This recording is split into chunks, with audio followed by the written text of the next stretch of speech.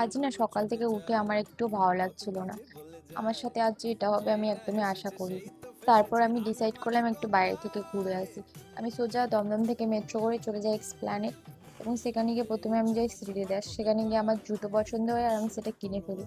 তারপর না আমি একটু টাইটান স্টোর গিয়েছিলাম, আমার না কিছু কেনার ছিল।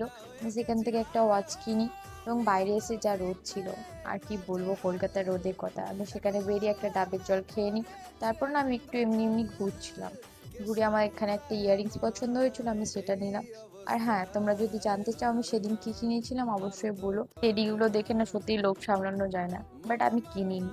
তারপর আমি একটা ক্যাফে দেখতে পাই, প্রথমে ভাবছিলাম যাবো না, তারপর আমি ভেতরে যাই। আর সত্যি না, ক্যাফেটা ভেতর থেকে একদম পুরো রয়্যাল ভাইব দিচ্ছিল। আর যেহেতু আমি দুপুরবেলা গিয়েছিলাম, সত্যি পুরো ক্যাফেটাই ফাঁকা ছিল, আর আমি এখানে ঢং করছিলাম। তারপর এখন যেহেতু নতুন নতুন ব্লগ বানাতে শিখেছি, তাই ব্লগ বানাচ্ছিলাম।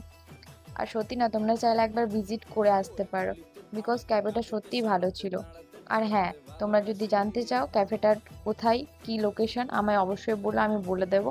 আর আর তারপর না আমি একটা কফি আর ফ্রেঞ্চ ফ্রাই অর্ডার করি। আর হ্যাঁ, তোমাদেরও না কখনো ভালো না লাগলে একা একা বেরিয়ে পড়ো, দেখবে মনটা ভালো হয়ে গিয়েছে।